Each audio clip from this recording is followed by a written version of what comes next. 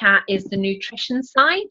So make sure, and I know this is going to sound crazy, but trust me, with oily skin, you want to make sure you've actually got plenty of fats and oils in your diet, because it tends to actually balance the skin out.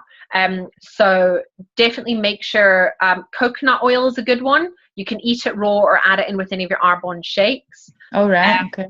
As well as that, extra virgin olive oil drizzled on salads is great. But I would say swap to applying your products with the brush. The other thing that I tend to find, I've got naturally really oily skin, and in summertime, I ditch the liquid foundation and I use the mineral powder foundation. It gives you a longer lasting matte finish, especially in warmer weather. So over summer, Chris, I'd maybe swap and use the mineral powder foundation just to give you a better finish. But definitely swap to applying with your foundation brush, and it should give you a longer lasting finish without the oil coming through. Will do. Thank you for that. No worries. Okay, so we've just got 2 more people, sorry, that want to ask a question. So Suzanne, did you want to unmute yourself? Hi Kirsty, can I just say firstly that was an absolutely fantastic call. Oh, thanks Suzanne. Absolutely brilliant. I did miss a bit because I had to put my grandson to bed, but I'll be catching up on the recording. But it was absolutely, phenomenal. So much information, brilliant. My one question was with the translucent setting powder, where you said obviously you dab it all over your face. Do you actually include your eyelids in that as well? No, I wouldn't include the eyelids, no. Because you've already primed them with the eye primer, the eyeshadows by default, they will tend to automatically stay.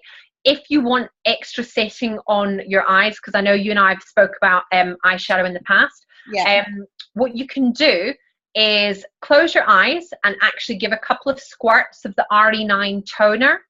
Keep your eyes closed for a good few seconds so you don't smudge your mascara, and it helps to just further set the products. Right. And that way it just means they're going to last a bit longer. But no, you don't need to apply it to the eye area. Yeah, it's just that we obviously do that test, don't we, with the eyeliner on our hands, and I just wondered if you did. Yeah, I mean, the only downside, if you apply that to the eye area, it's going to distort the color of the products. So I would still definitely do the test with the wrist, because it's great for people to see. But to be honest, short of someone actually taking their finger and really firmly rubbing their eye, the eyeliners are fairly smudge proof. If you do have the eyeliner on your wrist, it will smudge because obviously you're applying pressure. But for the eyes, the products, they'll stay put on top of the primer. Brilliant. Thank you very much. You're welcome. Okay, and Rachel Hawkswell, did you want to unmute yourself? Hi, Kirsty. Hi. Hi, thank you ever so much. Just a quick question. I'm actually doing a makeover on Thursday, and I think she's going to, I'm going to do a natural look for her, and I just wanted your best advice really for a couple of colours that would make really nice natural eyes, but not so much that it doesn't look like you're wearing, nothing at all. Okay. Natural eyes, matte or shimmer would be my first question. Opal clearly is my favorite color in the whole world. Opal is fantastic as a base over the whole eye because it does give a soft sheen. Check if she's happy to have shimmer though, because some people are like completely anti-shimmer. They don't like any kind of shimmer at all. So if they're not into shimmer, give me 2 seconds. This is where clearly my memory is being tested. I'm used to all the old colors. I haven't quite firmly cemented all the new ones. 2 seconds. On here. So fog. Fog is another great one. So fog obviously has a slightly more matte finish. So if she'd prefer a matte finish, use fog all over. Do you know what color her eyes are off the top of your head? Blue. Blue. Okay. Give me a moment to think. Blue, and she wants it natural.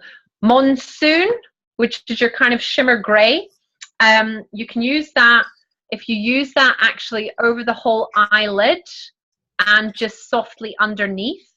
That's gorgeous because it accentuates blue eyes.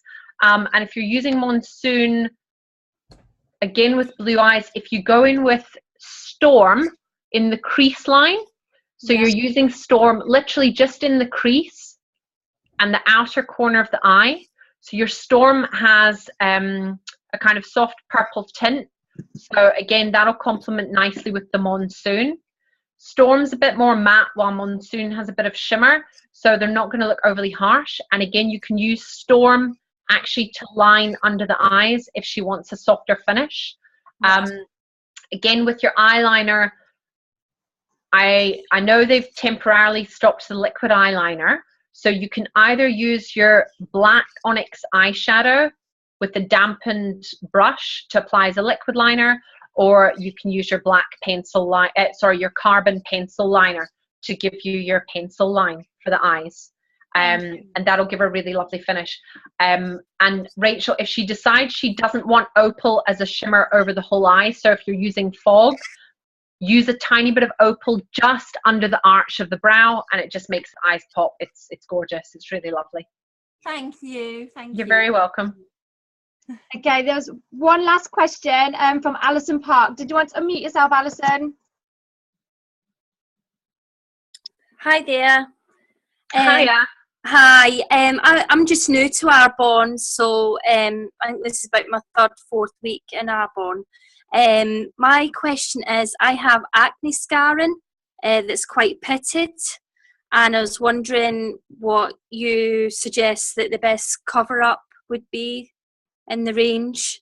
At the moment, I've got the liquid foundation and the mineral powder, but I don't know, I feel like it's still not giving me the coverage that I would like. Okay.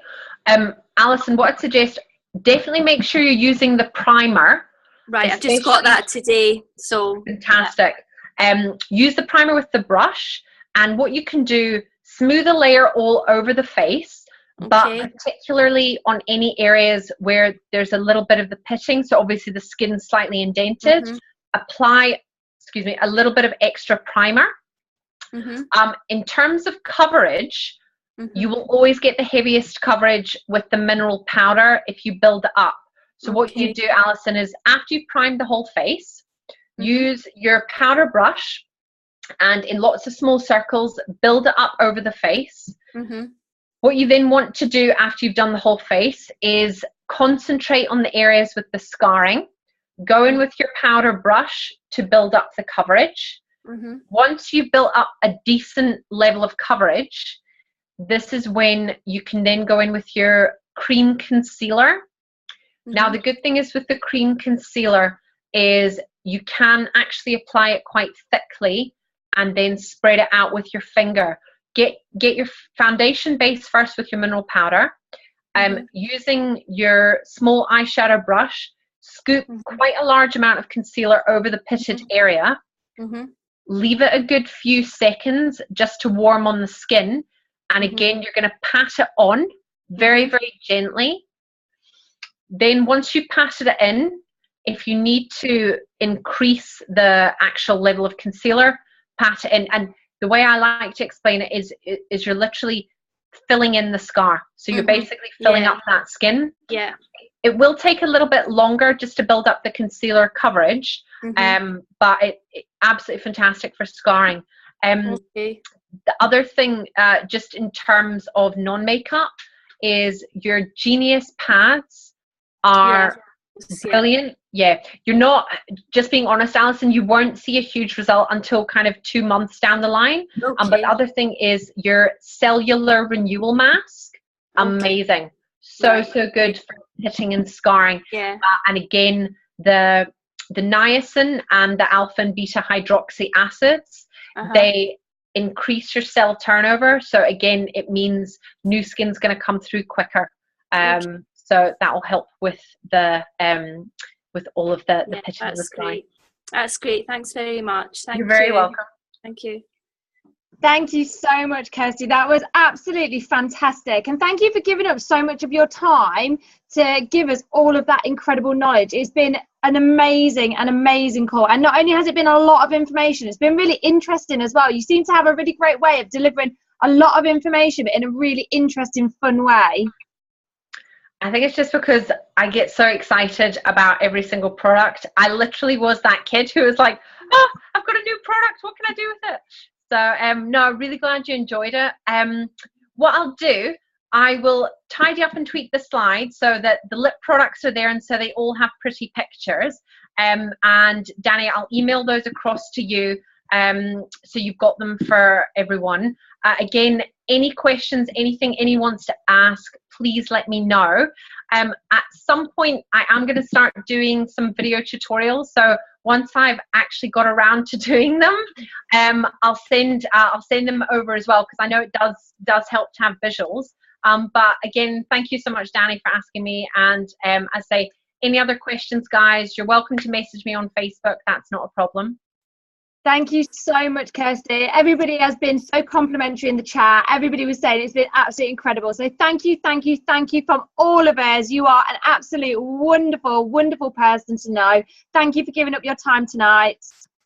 No worries, guys. Have a great evening. Bye. See you later. Bye. Bye.